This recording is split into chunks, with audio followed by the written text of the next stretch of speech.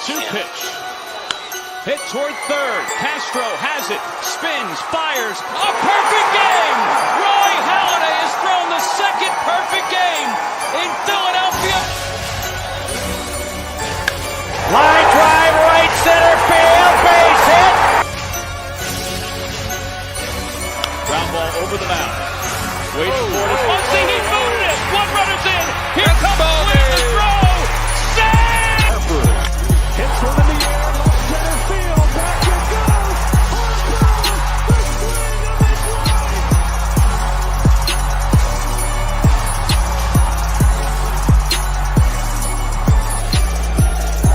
Fastball hit to left. It is long gone.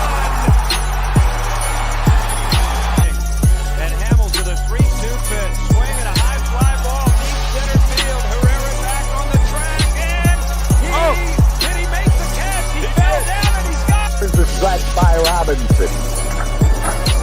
The 3-0 pitch. Swing and long drive. There it is. Number 500. The career 500th home run.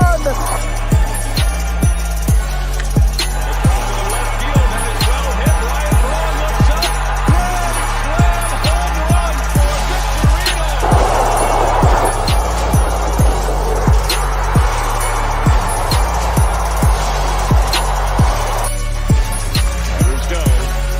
3-2 is hit in the air. Right field. It's got beautifully hit. Over. What's going on, everybody? Welcome back to the Bell Smashers podcast. This is episode 14. I am your host, Kylie, I'm Jen. And I'm Haley. and we are back at it again with another Phillies player. If you couldn't tell, we have Long Ball Hall. How you doing, man? I'm doing good. Thanks for having me, guys. I like your intro too, by the way. That's pretty innovative. Appreciate it. Yeah. Thank you for taking the time out of your busy spring training to come on. Yeah, no problem at all. I was happy when you guys reached out and wanted to do it. It's funny because my cousin's engaged to somebody named Darick, and so I told her that, especially like for you coming on, like he's not my favorite Darick. It's got to be you. As long as he's a nice Darick, I swear every time there's a Darick in a movie, he's always the bad guy. I'm trying to be the good Darick. Thankfully, he's also a good Darick. No, that makes me happy. Tell him I like that. So. But before we get into all the questions that we do have, we are brought to you by Fired Up Sports Network and Manscaped. Go check them out. They just launched their hedge trimmer. Get all your beard products, all of that. Go to manscaped.com and use code BELLSMASH. All right. So we're getting into spring training, and we just talked about this a little bit before we came on. How is everything there? Like, what's the vibe? I mean, coming off a World Series appearance. Yeah, so I mean, we're rolling. Like, there's a lot of energy in the clubhouse. There's a lot of new faces. In the clubhouse, like there's every spring. But I would say everybody's getting along well. Practice has been very productive. We're getting back into live BPs, defensive stuff. So I think it's going really well. We're excited to get into games, get into some action. But, I think after it meshed last year, it's going to be easier to mesh this year, right? Because we felt it before. The core of the group has felt it. So, and I don't think that's going anywhere. And I think it's going to be easier to get it going and start the season off right. I love that. We have been saying since this podcast started how you guys in the clubhouse just all seem to really kind of gel and really just have this kind of chemistry. Yeah, I think that goes from just more than the players too, because the coaches are a big part of that happening and just feeling comfortable around, the people in those positions. And, I think Tomper's really allowed that to happen. We feel really comfortable with him. We feel like he's super honest with us. There's a lot of trust there, and that just trickles down from him all the way down the ladder as far as, the coaching staff and front office. And, what I really liked is the Phillies, like they blended the, all the levels of it, right? Players to player development to coaches to front office. Like people are in and out of the clubhouse all the time, right? So you get to know everybody. And so to me, I think that makes you comfortable as a player, not like so much of like a disconnect, right? So we know everybody's in and out. We're talking to everybody. They're talking to us. So it doesn't feel like it's like them pitted against us or vice versa. So it feels like a family. And sorry, I think that's what allows the chemistry to happen. Right. So last year, obviously, World Series appearance, and there's been a lot of videos circulating with a lot of fans actually outside of the practice facility down in Clearwater. So what has that been like this spring training versus, in the past? Do you feel kind of that spark because of the fans, showing up and showing their enthusiasm? Has that been something? Yeah, I think there's definitely always fans, but I definitely feel like they're energized too. It seems like they're excited to see us. It's not so much like questions. Like before, I feel like they wanted to see what was happening versus now they just want to watch the players. They just want to watch what's going on and enjoy being there, enjoying the sun. And I don't think it's, at least when I was younger, it seemed like it was very stressful because, the Phillies weren't really doing as well. So I think the fans wanted to see like how the pieces were going to fit together. And like, there was a lot of questions where now it's more about just like, I think they're just watching it mesh, right? They're watching it come together. They're enjoying what they see, and I think that just from an outside perspective or on the field perspective, looking out, I could tell there's a difference in enthusiasm over the past. Yeah, I'll be down there this weekend, actually. Can't wait. Oh, that's awesome. Yeah. So you're going this weekend? Yeah.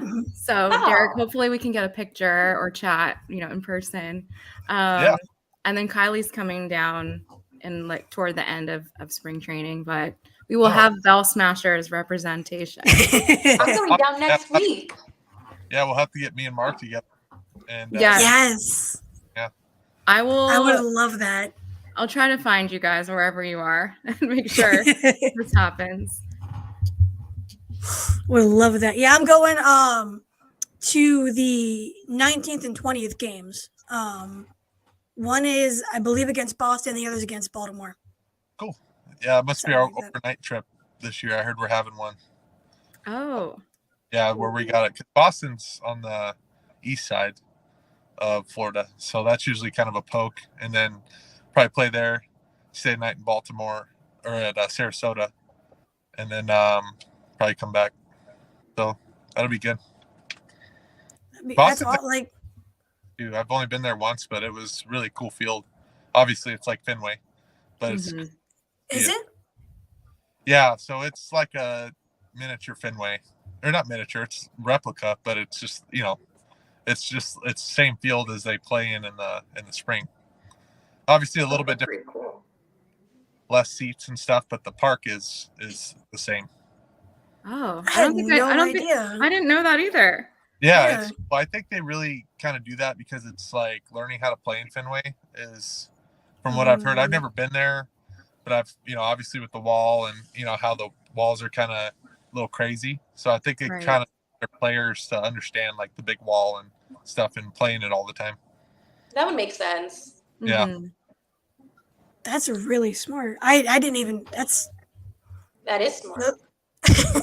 You learn something new every day, I swear. Yeah. Now, I have a question that you meant, because this kind of came into my head. What has been your favorite stadium that you've played at? That's a good question. I really liked, besides Philly, because Philly. Obvious answer. Yeah.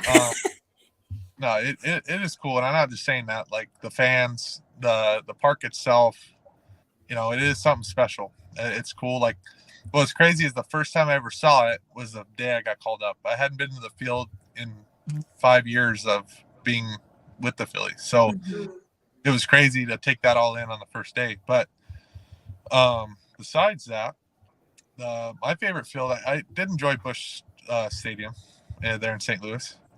I think it's called Busch Stadium, but I think yeah, so. it was cool. You know, the atmosphere was cool. It's really baseball-y, you know, feeling like it makes you feel like a kid there. It's like the old school kind of vibes there. Yeah, like Yeah. cool, like Mark McGuire fields, you know. Yeah. Like those are guys I grew up watching, and you know, Big Mac Land and the Arch and everything else. Yeah. It's pretty iconic. Now you did just mention when you got caught up, and last week when Mark came on, he said you have an interesting story, but he wasn't going to tell it because he wanted you to tell it if we were able to get you on. And here you are. Now that we have Let's you talk. on. So yeah, it was. So I'll give you some context before I get into it. So I actually got robbed in Syracuse. A guy came into mine and my roommate's room and stole my backpack, stole my watches, some of my jewelry, because the door was malfunctioned. Apparently, it's like you'd had to really slam it to get to lock. And so I remember I had to go work out that morning. So I slept in, I got on the bus. I couldn't find, like, there was something I couldn't find. I was like, all right, I probably misplaced it. I lose stuff all the time. Really, really bad at misplacing things. So I go to the gym, I come back and I'm like, all right, I'm going to find it. Oh, it was my wallet. I was looking for my wallet because usually I like to buy like a water or something, you know, at the gym. And so I come back and I'm like, all right, where's my wallet? And then all of a sudden I was like, okay, well, where's probably my backpack. I couldn't find my backpack.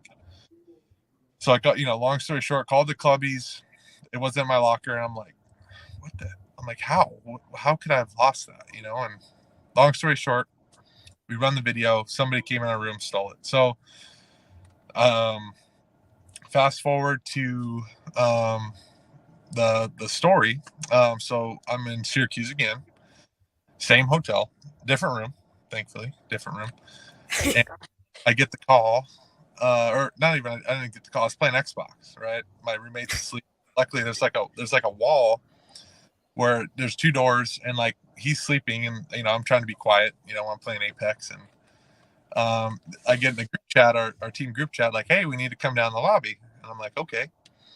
So I get Bonifacio up. We go down the lobby, and whole team's there, and our manager's like, yeah, guys, we were gonna have to move hotels. My room was robbed, blah blah blah, and I'm just getting madder and madder, right? Because it's like, first of all, and I'll just get right into it. The hotel didn't have cameras on, like, after the first floor, so like as soon as you walk in, like in the lobby area, there's cameras, but like once you get up to the the rooms, there was no cameras in the hallways. It's easy to get in through the back.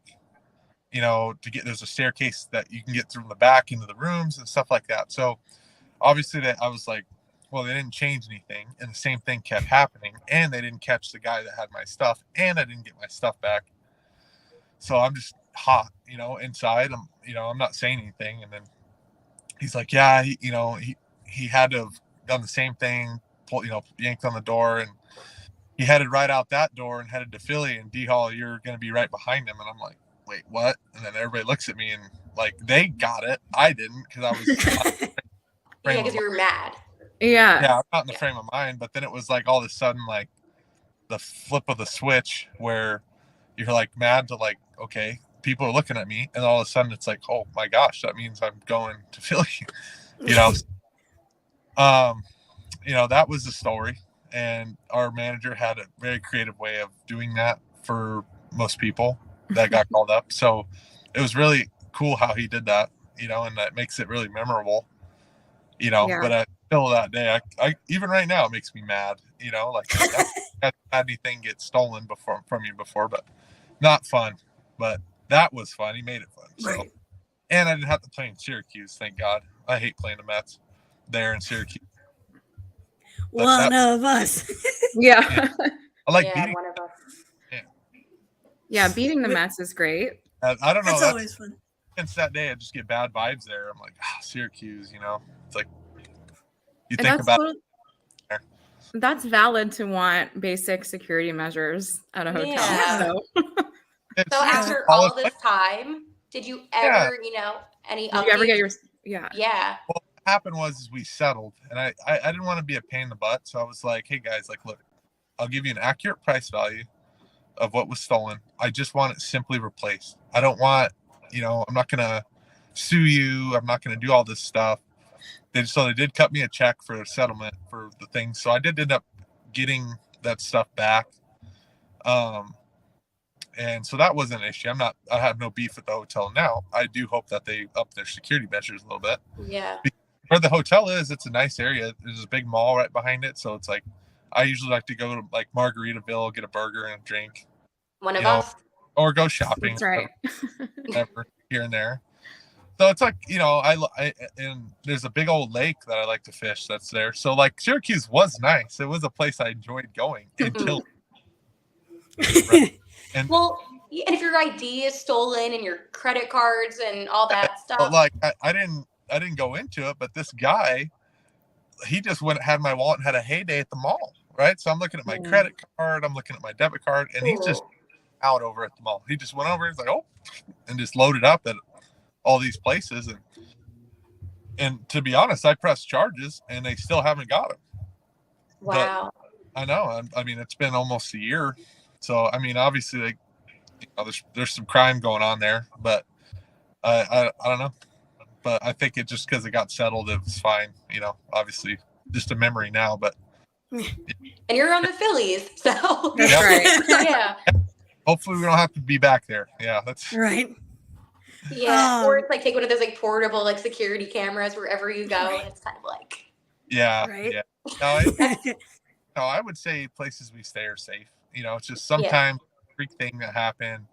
The door was freaky, and it was just kind of a messed up situation. But that's past us now. you're a better person than I am, so Yeah, I'll right. give you that. Seriously. Now you said you like to fish, and I know you follow this guy, Phillies Muse. He's one of us. He's part of the Darick Hall fan club. Probably the president at this point. He is president. Oh, 100%. He wanted to know the biggest, because he knows you like to fish. Yeah. So he wanted to know the biggest fish you've caught and what it was. I like to bass fish. I grew up doing it. Me and my uncles would, or me and my uncle would fish tournaments growing up just for fun. It was something that, for me, like when I wasn't playing baseball, it was just kind of my release and something I enjoyed. All right. So biggest fish I ever caught, I actually caught a 30-pound flathead catfish, and I wasn't even fishing for it. Right. I was fishing for bass, and this thing bit my lure. And I hooked it, and I felt like I hooked a rock, and all of a sudden it just started like moving, and it was pulling the whole boat.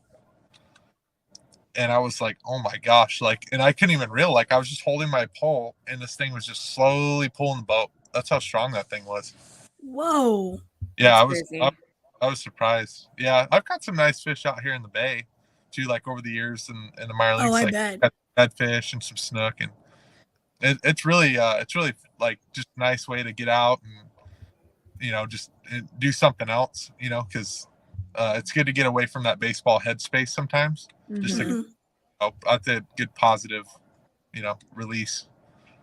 Have you got any guys on the team to go fishing with you, or is it just kind of a hobby that you like to do with your Yeah, family? it comes and goes. Like every year, it seems like I take somebody else out. This year, I've went out with our minor league or our AA hitting coach and our outfield coordinator. But yeah, I mean, as camp goes on, and we get maybe some afternoons or something. I'm sure I'll be asking around. That's like a nice way though to, have that kind of bond, because I feel like on the field and, it's obviously very stressful, better than I do, but to kind of go off and do something that's more relaxing and definitely a hobby that could also, When you go fishing, it's like a podcast, right? It's like you just kind of, you're fishing, but you're talking about up in that same kind of like, space. So it's kind of fun. It's like a good way to just talk, and it could be about baseball or whatever. It could be about life. It could be about whatever. I tell you what, I wish I'd have had a camera on a couple of those times. I'm sure. You know, I have good memories too. Like as a kid, just going with my dad to like local lakes in South Jersey and just him teaching me how to fish. So it's like good, good bonding time with family and friends. And it's just quiet. Like, yeah. You don't hear cars driving by. And, you know, I'm from a small town in Arizona. So it's like, you know, when you get in the concrete jungle, it's like all day, there's noise and like, you know, so like I get used to it, but after like when I'm home, it's like quiet, you know, like you can see the stars, like all kinds of stuff. But when like you get in the city, it's like, you know, you get the lights and stuff and you might see one or two, you know. Oh, it's very annoying in the city. Yeah, you live in the city. Nice to just like get out there and plug back in with nature a little bit and just, you know, I don't know, it just completely takes you from where you are out, and then it's easier when you plug back in, you feel a little bit more refreshed. Absolutely. Is that your favorite? Oh, I was just gonna ask if that's your favorite like thing to do. Last time? Yeah. So I've always got hand in hand because fishing happens in the summer, you know, and when it's warm. So when I'm not playing, that's what I want to do, you know. And obviously I don't get too crazy into it like during the baseball season because but anytime I get an off day, I try to go, I'll, you know, Google Earth a pond or a lake or something and go and just, even if it's by myself, sometimes it's nice, like just the serenity of absolutely. Yeah. So something that I do want to ask you when it comes to, you know, season, obviously, you know, Philadelphia, big city, a lot of commotion. I live in South Philly, so I'm a mile from the stadium, so it's very loud and annoying. Is there anything that you find about the city that you didn't enjoy before? I know that you're from a small town, so is there anything about that city atmosphere that you really gravitate towards, or do you still like being kind of away from that scene? No, I mean, I would say anytime I play baseball, I'm in it. You know, like over the course of the years, like maybe some of the places that you play in the minor leagues are smaller, but I would say in the cities, like the amount of food. Obviously, like when you go somewhere, there's a lot of energy because there's people. There's a lot more people. You know what I mean? Yeah. Stuff like that. So that's cool. You know, I'd say the cities, you get the people factor, you know, kind of thing going on, and like just the abundance of food. You know, I like to eat. So, what is your favorite food? If you could have anything right now, what would it be? Much eat. In the off season, at least, I eat about 70% Mexican food. So like tacos, burritos, carne asada fries, stuff like that. And a lot of American food. I like meat, so I eat a lot of steak, stuff like that. But during the year, you know, I'll pretty much go like pretty American style food. I eat a lot of burgers. I'm really simple. I've always said I'm like a garbage disposal. You just put it in and it's down. Yeah. I feel like you would thrive in like a Fogo de Chao. Seriously. Oh, Brazilian steakhouse. Yeah. You gotta keep on bringing it out. I feel like that would be your atmosphere. No trouble in those places though. If you go Amazing.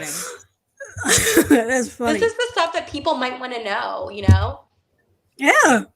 I agree. What does Darick Hall want to eat? What do I like? Yeah, again, hard-hitting questions. I can't adjust to where I'm at, right? So like when I was in Philly, my first thing was I want to eat a real cheesesteak. So I found this place pretty close to the park. I forget the name of it, but it's got to be a half mile from the park. It's right next to Luke's. That's my guess. Yeah. Yep. That's a good spot. Yeah, that's close. And I loved it. I remember the first time I had time to do it was over the All-Star break last year. So I ate that. Then there was this place I remember ordering when I was there. It was tacos and pizza on Uber Eats, and the tacos were fire and the pizza was fire. I'm like, I don't know how you guys have like the ovens for this and like. But yeah, how do you do both of those well? That's rare. Wait, that's so random. Yeah. Funny, like I like those kind of places, you know. That's amazing. Yeah. I mean, fancy places are cool, but I tell you what, the hole in the wall places I'm looking for that. Yeah. Yeah. It's like a little separation of a little diversity of the food. I am not going to give away this place. It's Mexican food. It's It's by my neighborhood.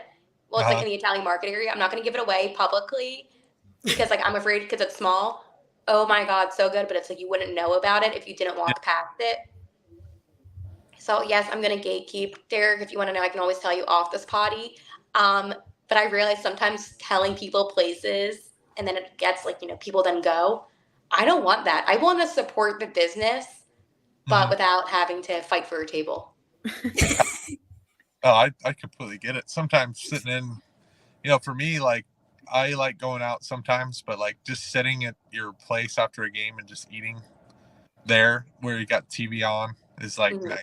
You know what I mean? Yeah. Oh, Yeah, it's the absolutely. best. Always going like in the off season, I don't mind going out to like eat and like, because you got some time. But it's like having like when you have maybe 4 hours a day to yourself, it's like, okay, I want to bury up and give me a break for 5 seconds. I mean, I have like a standard 9 to 5 office job, but I still love just at the end of the night, just like making a meal for myself and sitting in front of the TV and eating it. It's the best. 100% throw your show on. Yeah. So good stuff. I'm like the outsider here because I work at a radio station and my hours are always really funky. And I also cover the Flyers. So like I'm never really home and I suck at cooking. Like I will burn my place down if I attempt to cook. It's really bad. Hey, you got to start somewhere. So in the off seasons, I cook breakfast for my wife in the mornings, like, cause if she's in the office, I'll just cook it for myself. And then like we kind of toss off like dinners back and forth to each other. Nice. I'm kind of like the grill, like stereotypical guy. Like I like to get on my Traeger and, throw a steak on or some burgers or whatever. And she kind of handles the inside cooking because I'm not as good with a pan. Like she's really meticulous with like the seasoning and stuff. For me, I simplicity of just putting a little something on and just watching it, That seems like a good combination with like teamwork. I was just gonna say. Yeah.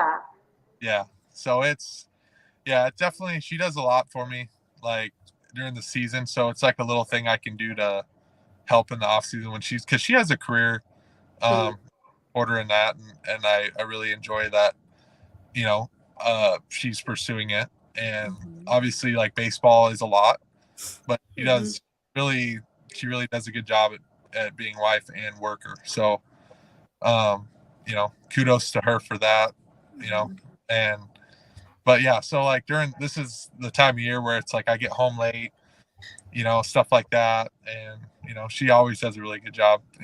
Talk about the support system of baseball. It's it's huge. This is important to hear about too, because it's like we only see one side. Right. But I mean, from what you said, she seems amazing. And the fact that she has a career and yet she's like your biggest fan and making sure that, you're all good. Shout out to her. Yeah, that is awesome. So. Oh, yeah. No, she takes care of me, and I try to take care of her when I get a chance, especially during the year, but especially in the off season. I feel like that's where I do still got to work and train, but I feel like that's a good time, like, make sure I'm doing extra stuff to, offset some of that season stuff, because she understands. She gets it pretty good. So, again, it is a shout out to her. Yes, absolutely. We saw her reaction when you had your first hit, which was a home run. So that was cool, obviously. But we did see her reaction and everybody went nuts. It was great.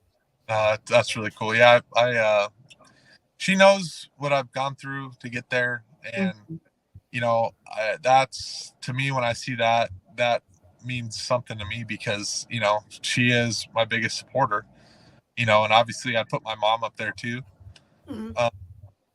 because my mom's always been there, my family, like I've had an interesting family dynamic growing up. It was all very good things, but my family's been there for me before, when I was young, and then obviously Ashley as I've gotten older, with her being my wife. But I think family is definitely very, very helpful in these in baseball for sure. Like, there's some other I think there was an article with Jim Salisbury. We talked about kind of my family dynamic and some of the people I looked up to. And, like I had some really good role models in my life to look up to. And, the dynamic was really there. And that started with my family, getting a good direction.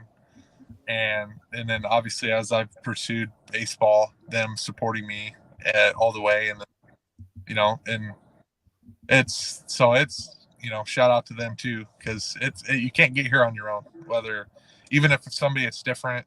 It could be either, maybe they had a coach that was somebody who was that for them, or it could have been anybody. So to say that it's an individual achievement, I would say that would be a lie, because you were there because somebody helped you along the way. So,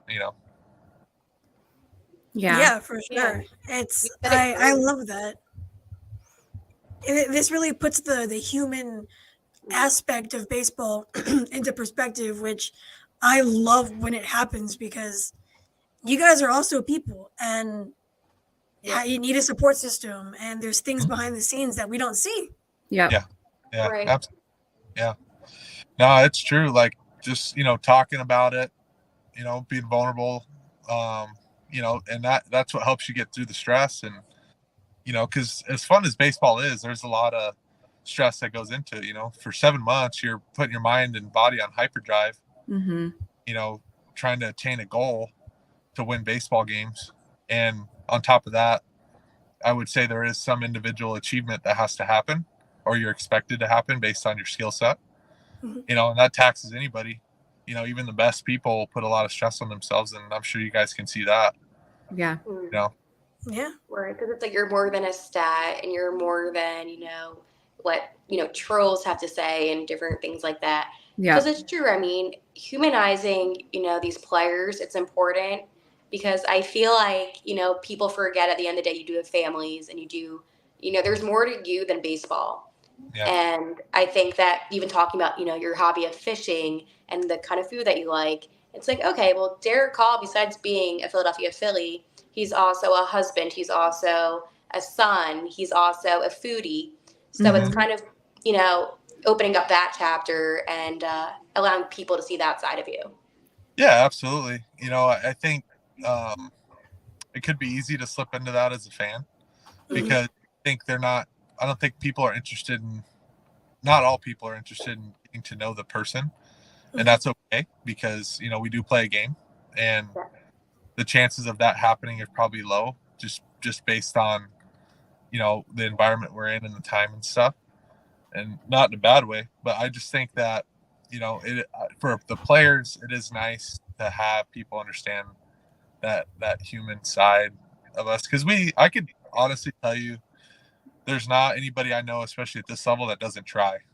Like, Right. the dedication it takes in our lives, everyday lives, off the field, in the off season, and obviously, like, baseball is a game of failure. Nobody masters this game. Nobody strikes everybody out. Nobody hits a home run every time, and that's why we play the game, because it is about who can do it the most, who can help the team, who can win, all those things. So yeah, it's really cool. And baseball is kind of I've always thought it's a game of life. You don't win every time. You have to have the will to want to win every time. That can never go away. Yeah. But, you have your ups and downs, but, at the end, it's about doing the best you can. I'm pretty sure, life is kind of like that. You just do the best that you can, and you're positive.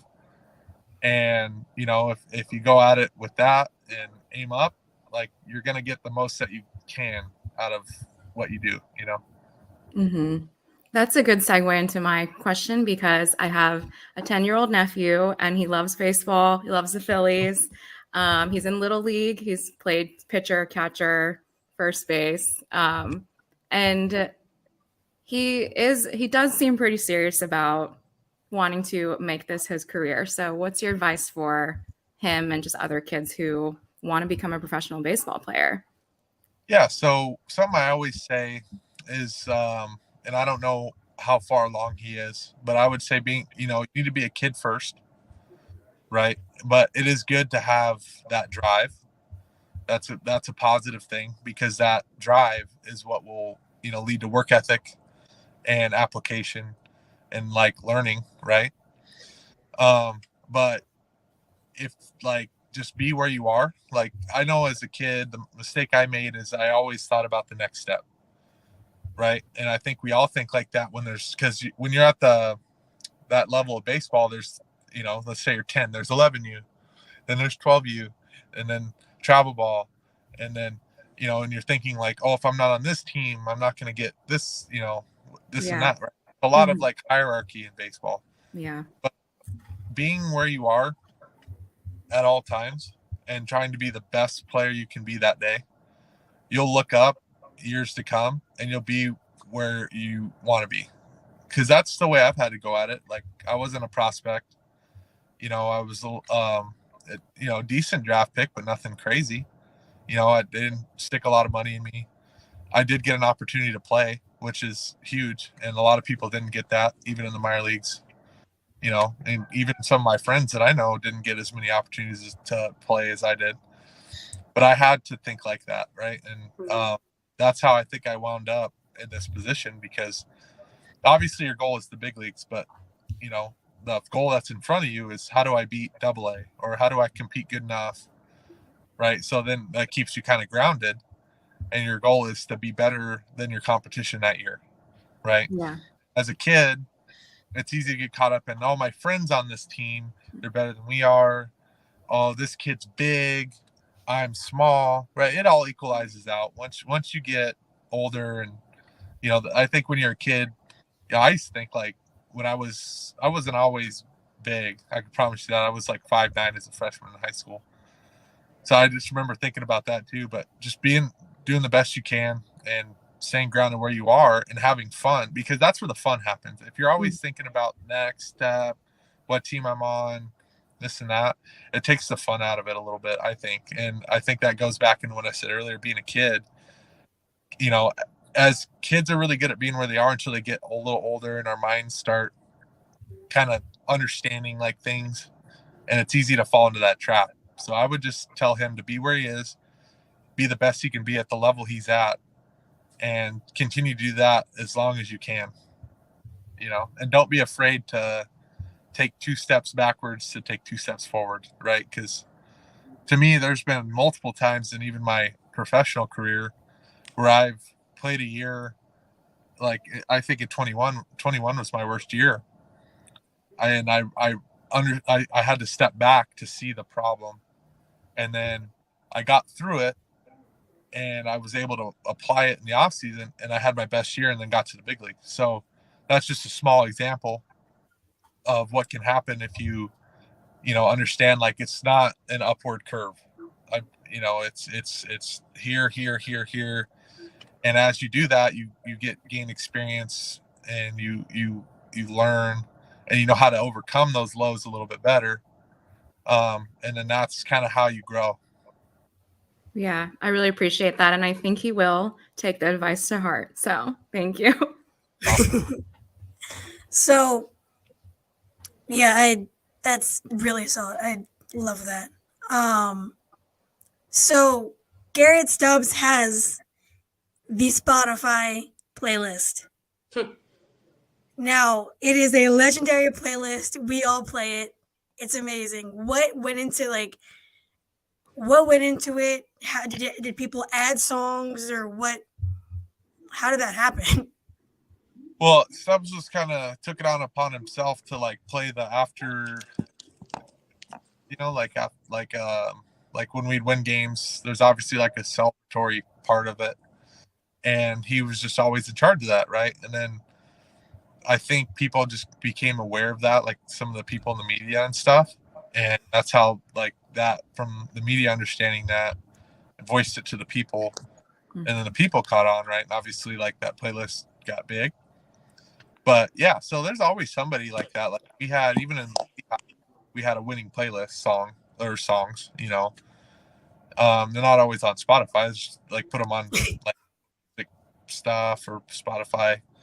But yeah, so that's how that came to be. And obviously, like over the course of the playoffs, it just got bigger. But yeah, it was good stuff. I mean, he has good taste in music.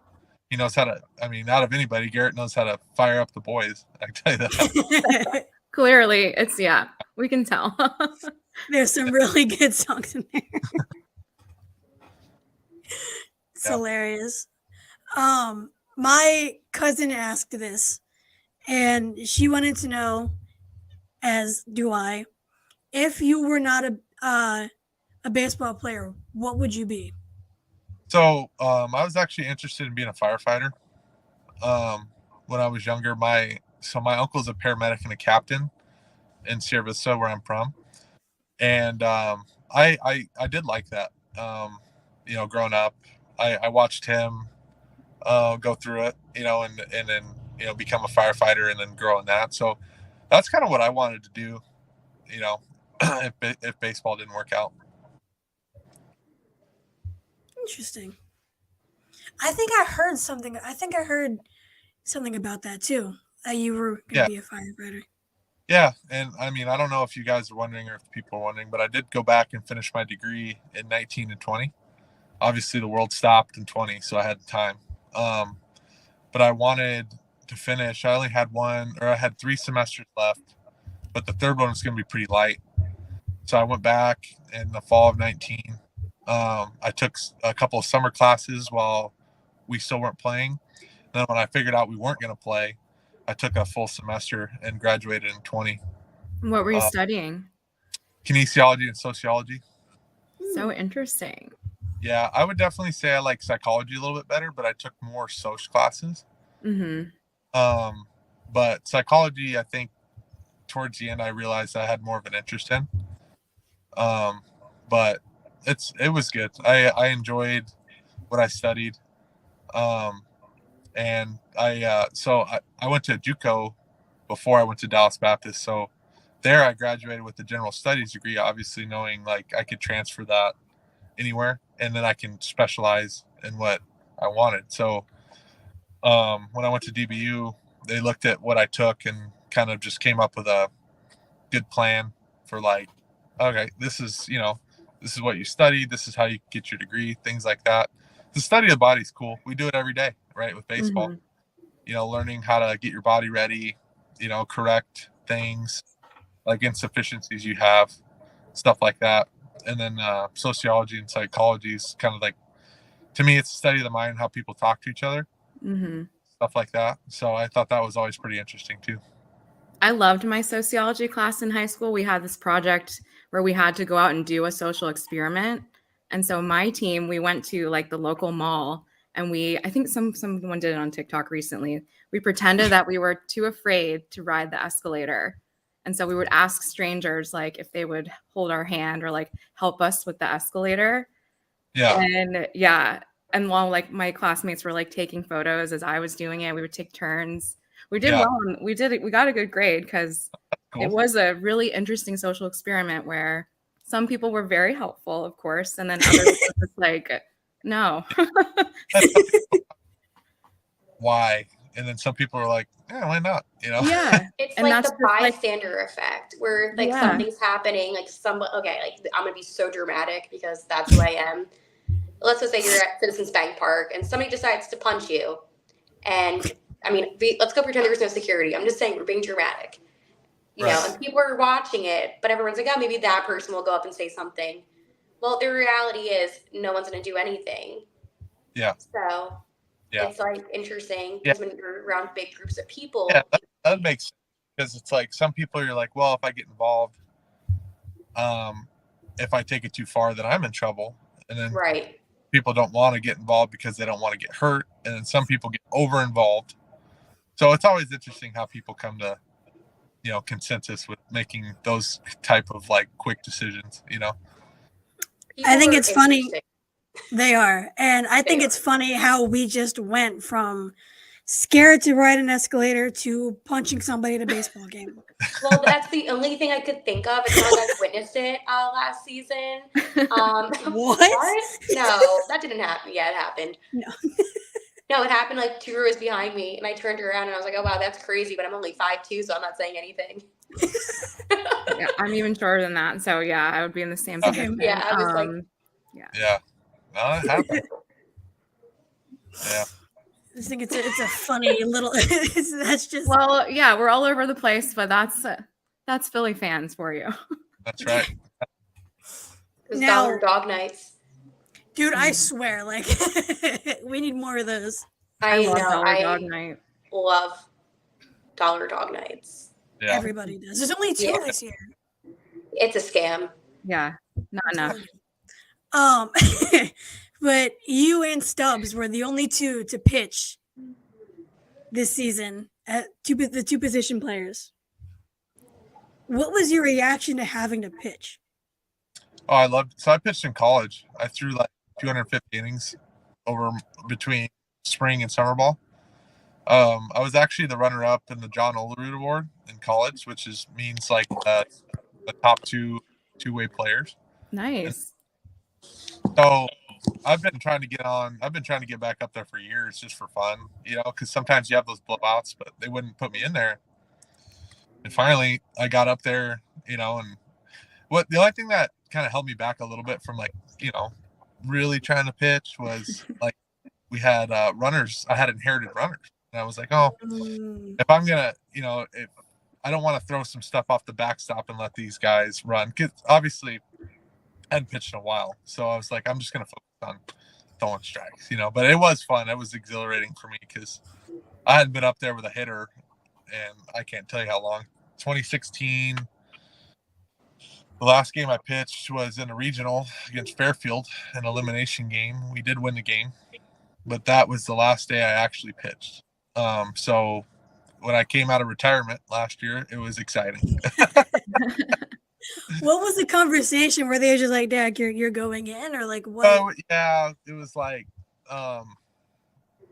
we needed to stay pitching. We had doubleheader that day, and that's right.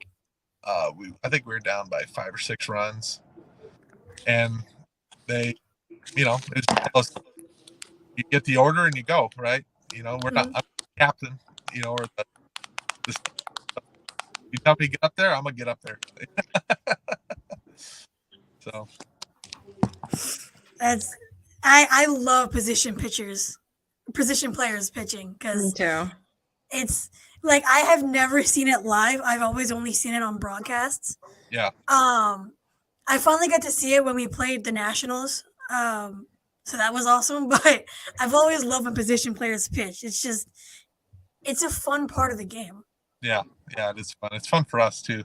Some guys slow, stuff, and then some guys throw them really fast, and it is fun. It's kind of the humor part of baseball.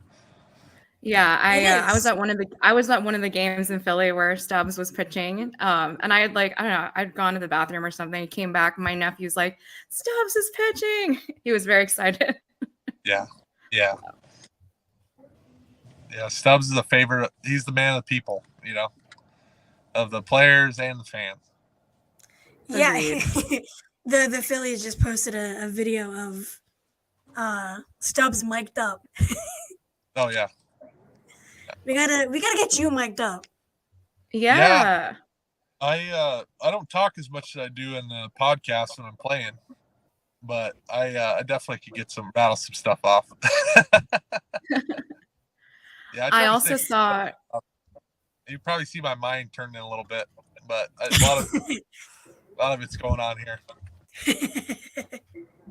I also saw on the Phillies social media that they asked who would you go on the road trip with, which teammate, and you also chose Stubbs for that. So why? Well, Stubby, he knows where to seems like every city we go in, he has a restaurant in mind already, or and road trips about conversation too, right? Mm-hmm. So you can get a pretty good conversation with Stubby. So I'm like, well, between food and conversation, I'm like, it seems like my guy, Makes sense. And he's the life of the party. So anything we're gonna do, we're gonna have fun doing it. So that's how I thought. Yeah, I remember seeing a video of you guys in the clubhouse and you just having him on your shoulders. That was so funny. It was great. Yeah. I thought that was hilarious. So Mayton gave everybody nicknames. Like how Bomer is Raffy. What What's yours? I was just D Hall. Yeah, I don't think I don't know how he came up with them, but usually like an animal or something. But like, I don't know. I think it just depends on, like, I don't know, like Wolfie calls himself Wolfie. So I think if he perceives you as like a funny animal, then he'll come up with a name, right? So I guess maybe I didn't come up as an animal to him. No, of some sort. I don't know. D Hall works though. It does. Yeah, kind of how it is. Like somebody calls me Darick, they either don't know me or I'm in trouble. So did you pick the number 25 or? Oh, so that they gave me that. And then Strom wanted that number when he signed here. So I 25 and picked 24. Oh, so you're 24 now. Yeah. So that happened this offseason. Yeah. So I didn't change numbers. It was like, he wanted that number, and yeah. So he took care of me, and yeah. So 25 is his. 24 is my new number. All right. Yeah. That's interesting. All right. I do have to go back to the radio. Yeah. It's actually like the longest I feel like I've gotten away. I've been hiding in the back here. But it was a pleasure talking to you, D Hall. I'm not going to call you Darick because you're not in trouble. Yeah. And I will see you guys next time. Yeah. Thanks, Bye, Haley. Bye. Yeah. Yeah. So, With radio, it's crazy. guys, I do have to head out here probably about 10, 15 minutes, I'd say, because I have to go back and change and have to come back to the field. Mhm. I have to do something with like I guess it's like an opening ceremony with some city officials that they do every. Yeah, I guess they do it every year. I didn't know they did, but they invited like 4 of the players, the young guys, to do it. So I do have to go back and change, eat. I haven't eaten since breakfast. Oh, jeez. And then come back. So I'm just giving you guys a heads up. Well, fortunately, there is one more question for you. All right. So, what is the overall vibe going into this year with everybody like fresh off a World Series appearance and obviously wanting to make it back 2 games short of it? What's the vibe going on? Well, that goes back into the baseball element, right? It's like baseball is a big one day at a time. Like on paper, we're a great team, right? And if we play the way we know we can play, we'll be in a good spot, right? But that has to happen day to day, right? So, you get to a goal by jumping the hurdles in front of you, and that starts game 1. Game 1's a hurdle, game 2's a hurdle, game 3's a hurdle, and so on and so on. So I think to us, if we have fun, we play loose, and we just jump over hurdles, I think we'll look up and be in a position where we can get back, right? But the World Series happens with that mentality. That's how we happened last year, right? We were just fighting for a playoff spot, and all of a sudden we wound up in the World Series, right? And that was just because we were jumping over hurdles to get there, right? And I think obviously the expectation is bigger, but in reality, you can't really control destination, right? If you don't take the first step, and so I think for us, it's about, playing day to day, getting hot, because baseball is about getting hot. You saw it in June, July, August. The Phillies got hot. The city got hot. We got to the World Series, right? So I think to us, just like any team, there's going to be highs, there's going to be lows. But I think that as long as we just keep, playing the way we're going to play with the people we have, we're going to look up and be in a pretty good spot down the road. I love that. Vibes seem to be good. The clubhouse seems to be meshing together even better. Like, it's very exciting. Yeah, we can tell just from what we see in the media and everything. So it's palpable still. Yeah, that's awesome to hear. Thank you so much for coming on. Really appreciate it. Looking forward to hopefully being able to meet you and Mark when we're all down there. Would be awesome. Thank you so much for taking time out of your day and we wish you absolutely nothing but the best of luck. Thanks, guys. Yeah, I appreciate it. Enjoyed our time and conversation, and Yes. We'll see you guys soon. Yes, absolutely. All right, All right. see you guys next week. Thanks. Bye.